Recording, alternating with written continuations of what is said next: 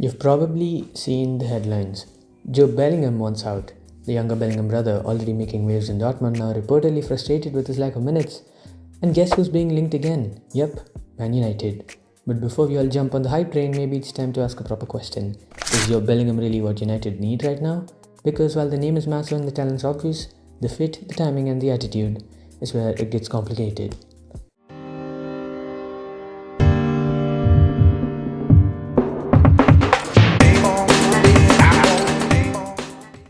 Welcome back to the channel. Today we're diving deep into the story that's been bubbling since the start of October.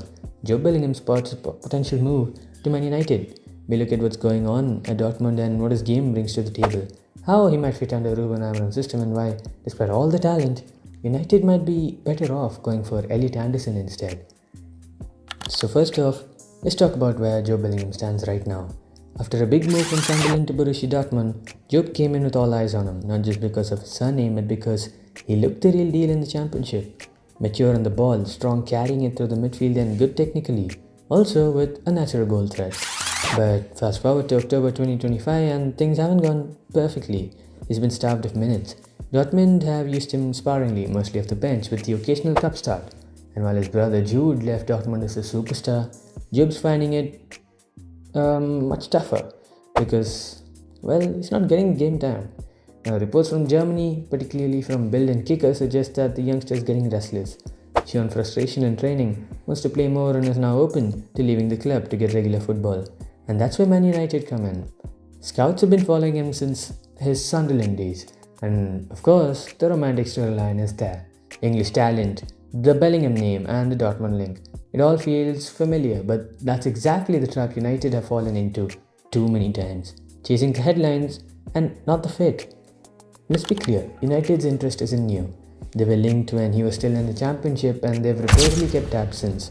The idea is simple, a young dynamic midfielder who can grow under Amorim and be part of United's long-term rebuild. However, timing matters. United are already juggling issues with squad balance. They've got Menu, Gate, Casemiro and Bruno all trying to fight for that midfield pivot role.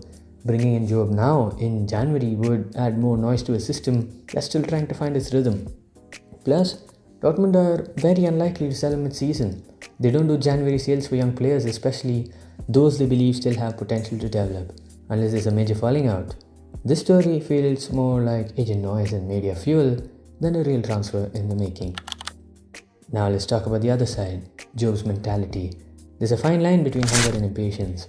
By all accounts, Jobe is extremely driven and he trains hard, wants to prove himself and hates sitting on the bench. That's good. That's what you want from a young player, but there's also a danger there.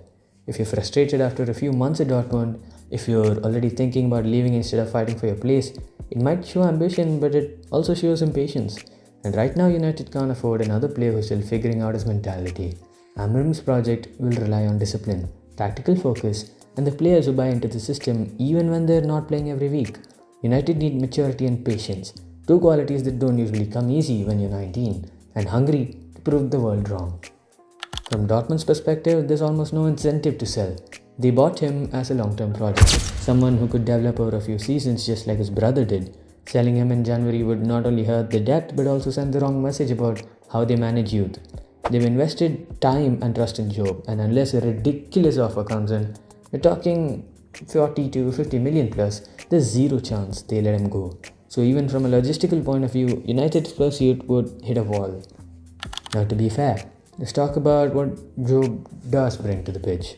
At his best, he's a powerful box-to-box midfielder. He's got that natural athleticism, long strides, great control in tight spaces, and the confidence to carry the ball through pressure.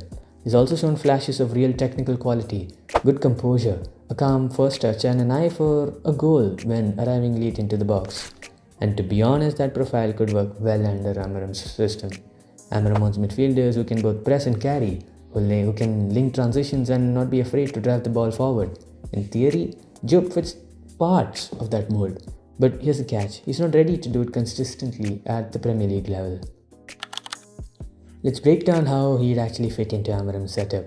Rúben Amorim's system, assuming United move towards the 3-4-3 or 3-2-1, 3-2-4-1 shape, relies heavily on the double pivot midfield. You need two players who can both hold shape and progress play. They have to be disciplined, structured, and intelligent off the ball.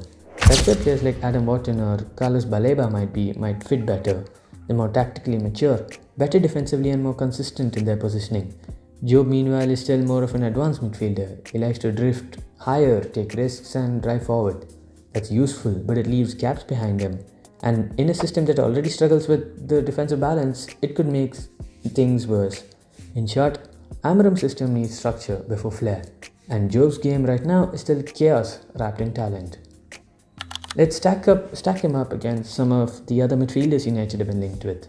Adam Wharton. Adam Wharton is composed, press resistance, and left-footed. He reads the game brilliantly. He's the type of midfielder who gives you control and not just energy. Carlos Baleba. He's more physical, more defensive-minded with a strong engine. He's still raw but fits better into a structured double pivot. And Elliot Anderson. Now this one's interesting. Anderson's technical ability off the ball, work rate, and Premier League experience make him a very underrated pick. He's got the balance between grit and craft, something United's midfield desperately lacks. All three of those players offer more immediate tactical fit and maturity than Jobe Bellingham does right now. Look, this isn't about writing off Jobe Bellingham. He's got serious potential. He's already shown he can handle senior football, and under the right guidance, he could absolutely become a Premier League player in a few years. But United aren't in a position to nurture another project right now. They're in transition. New manager, new structure, still trying to fix the fundamentals of midfield control. Signing Jobe because of his name or upside would be a sentimental move, not a smart one. And sentiment is what's cost United time and time again. They need function over fame, consistency over potential. So what's the verdict? If Jobe Bellingham is available in the summer for a decent price, maybe give him time, a proper plan, and he could develop into something special. But in January, when United need results, not projects, he's not the answer. Dortmund won't sell, he's not the perfect tactical fit, and, well, the impatience he's showing might not mix well with what Amorim is trying to build. If United want to fix their midfield this winter, the smarter move would go for someone like Elliot Anderson. He's hungry, proven, and fits the structure better. That's the type of player you plug into Amorim's system and see an instant difference.